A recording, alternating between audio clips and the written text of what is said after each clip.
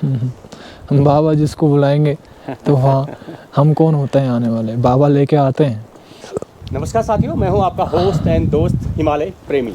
स्वागत है आपका देवभूमि उत्तराखंड के हिमालय के जो हिम योगी हैं केदारनाथ से। मेरी दिल में बड़ी तमन्ना थी कि केदारनाथ में जो हिमालय के हिम योगी हैं उनकी शरण में एक बहुत ही खूबसूरत आश्रम है जो कई सालों से लोगों की सेवा कर रहा है।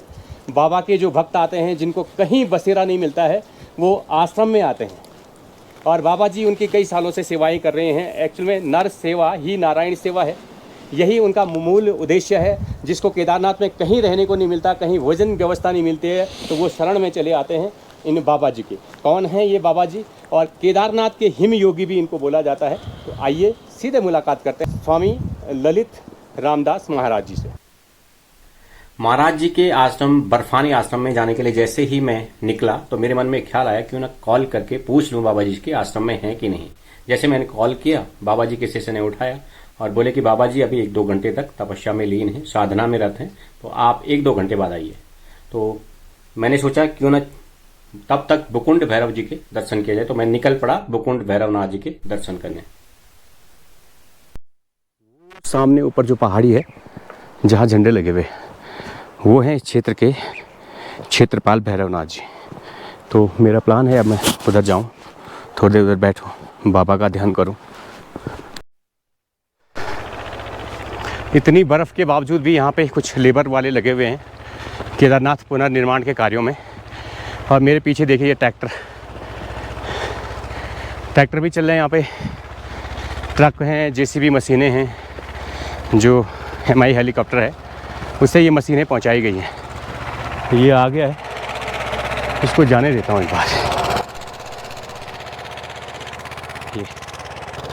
ये सब पुनर्निर्माण कार्यों में लगे हुए हैं और यहाँ पे गाड़ी चलाना इतना इजी नहीं। देखिए ट्रैक्टर कैसे स्लिप हो रहा है, ये पूरा स्लिप हो रहा है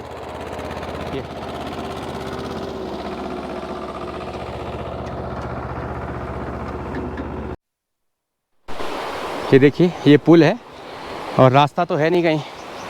तो मैं देखता हूँ, मैं कोशिश करूँगा कि मैं भैरवनाथ तक चले जाऊँ, कोशिश तो है मेरी। पुल पे कोई नहीं गया है तो कोई फुटप्रिंट भी नहीं है अभी, ये देखिए। और ये ब्रिज है, इसको क्रॉस करके जाऊँगा मैं।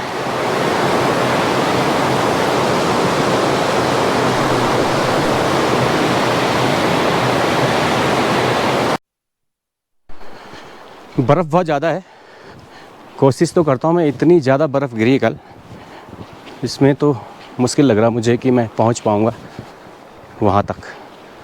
कि ये देखिए आप, इतनी बर्फ़ गिरी है। ये और रास्ता ये देखिए, इतना आधे घुटनों तक बर्फ़ है, लेकिन फिसलने का थोड़ा सा डर है इसमें। ये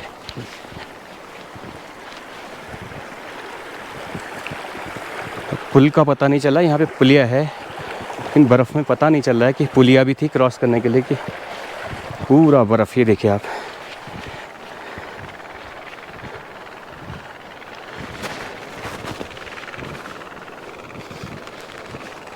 और ये गेट था, मतलब यहाँ से लोग घंटी बजा के अंदर जाते थे। लेकिन ये देखिए आप, इतनी बर्फ़ पड़ी है, घंटी तक बर्फ़ पड़ी हुई है। इसको लोग उछल के बजाते थे पहले। ये देखिए, और इस समय देखिए मुश्किल है, मुझे लग नहीं रहा कि वहाँ तक जा पाऊँगा मैं। फिर भी कोशिश करता हूँ जहाँ तक हो सके। बर्फबारी अत्यधिक होने के कारण मैं भैरवनाथ नहीं जा सका, तो मैंने सोचा टाइम भी हो गया है तो चलता हूँ बर्फानी आश्रम स्वामी जी से मिलने। तो मैं निकल पड़ा। ये पुल क्रॉस करके जाना पड़ता है। केदारनाथ का जो पुराना रास्ता था गरुड़ चट्टी वाला, तो उसी रास्ते पे आपको जाना पड़ेगा। और ये सामने है बाबा जी का आश्रम।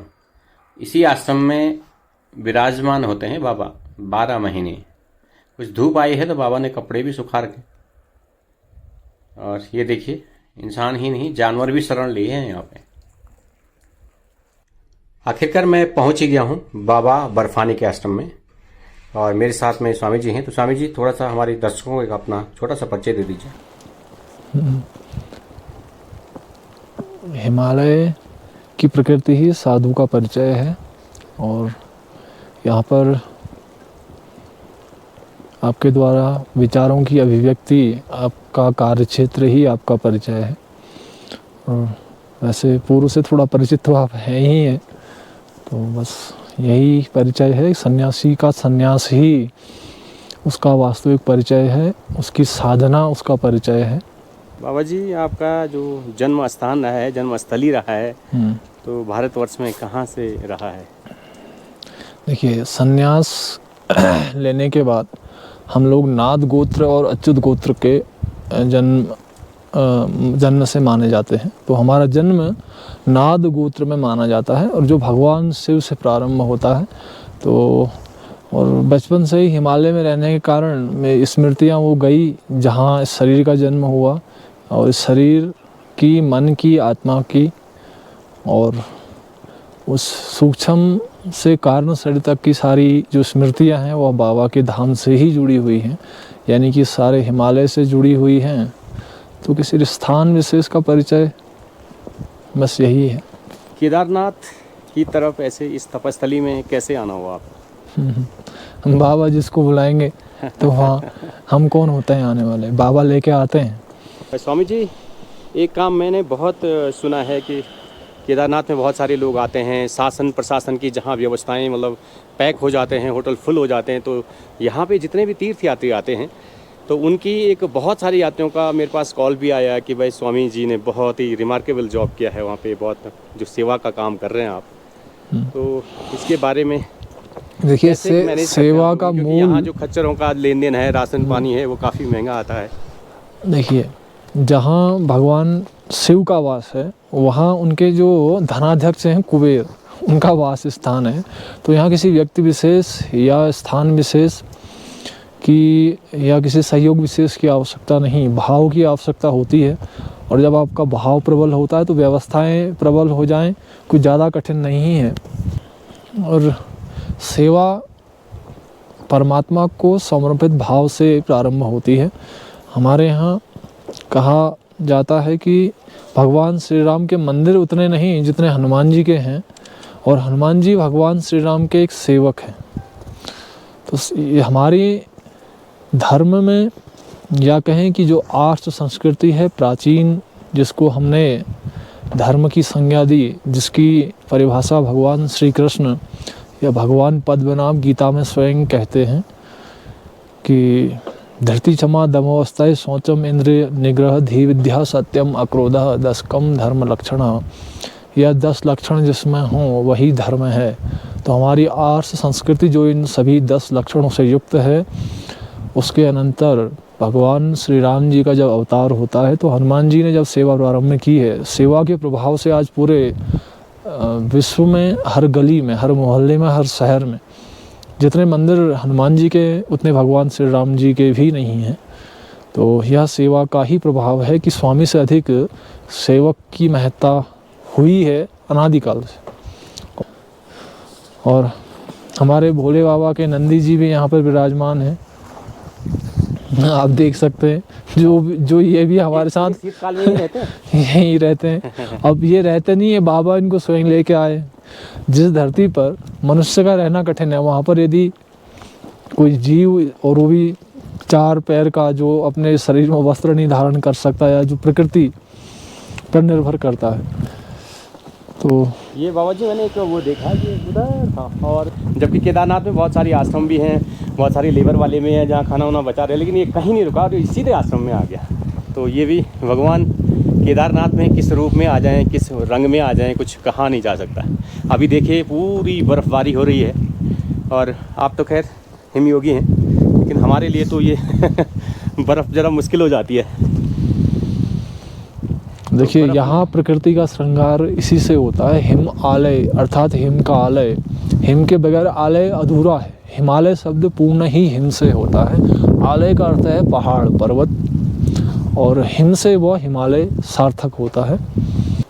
इसलिए हिमालय के लिए हमारे संत महात्मा कहते हैं कि पावनम परमम दिव्यम सदाशिव पदप्रदम योगिनाम आश्रयार्थम हिमालयम ही केवलम। यानी कि हिमालय साधक को परम पद प्रदान करने वाला है और श्रेष्ठतम साधक के लिए एकमात्र जो आश्रय की स्थली है वह हिमालय है। तो ऐसा हिमालय केवल मनोरंजन का साधन नहीं, वह आध्यात्म की उस पिपासा को, उस अंतिम जिज्ञासा को, उस महानतम खोज को पूर्ण करने का स्थान है, जिसको केवल मनोरंजन का संसाधन बना देने के कारण प्रकृति कभी कभी विक्षुब्ध हो जाती है और हम सभी को जिसका परिणाम भुगतना पड़ता है। तो ऐसे प्रकृति में विक्षोभ ना हो, इस चीज़ का ध्यान रखा जाए। और हिमालय की यह धवलता केवल मनोरंजन के लिए नहीं है, यह साधक के अंदर सत्वगुण को जगाकर उस परमात्मा की खोज को पूर्ण करने का स्थान है। तो इसलिए ऐसे हिमालय में कभी भी इस भाव से व्यक्ति ना आए और जितनी भी हो उसके अंदर आध्यात्मिकता की जिज्ञासा हो, साधना का भाव हो, उसके साथ वो आकर हिमालय में अपने मनुष्य जीवन के अंतिम लक्ष्य को पाने के लिए या उसे सार्थक करने के लिए कुछ प्रयास करे। केदारनाथ की भारी बर्फबारी में मेरी जो दिली तमन्ना थी स्वामी ललित रामदास जी महाराज से मिलने की, वो आज मेरी पूरी हुई। ये महादेव की ही कृपा थी, असीम अनुकंपा रही उनकी मेरे ऊपर कि जो आज दिव्य स्वरूप बाबा जी के दर्शन हुए और उनसे बातें हुई।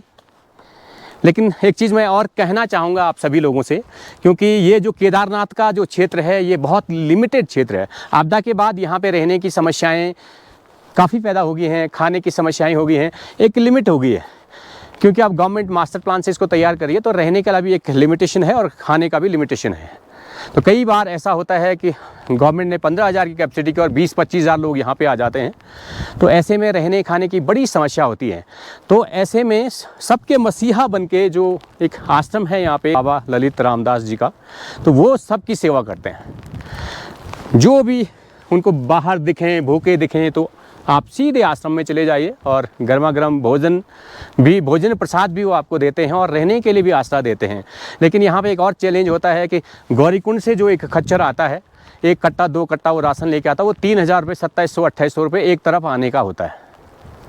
तो अगर आप जो भी आपकी श्रद्धा हो, मैं ये नहीं बोलूँगा कि आप क्या करें, जो भी आपकी श्रद्धा हो, अगर आप भी इस लोक सेवा में, इस जन सेवा में अपना अगर जन सहयोग अगर आप कुछ चाहते हैं, तो मैं बाबा जी के जो आश्रम के कॉन्टैक्ट नंबर हैं, जो बैंकों के कॉन्टैक्ट नंबर है, वो आपको डिस्क्रिप्शन में दे दूंगा। जो भी आपकी सेवा हो आप निसंकोच कर सकते हैं और एक भागीदार बन सकते हैं केदारनाथ धाम में आए हुए श्रद्धालुओं की सेवा करने का।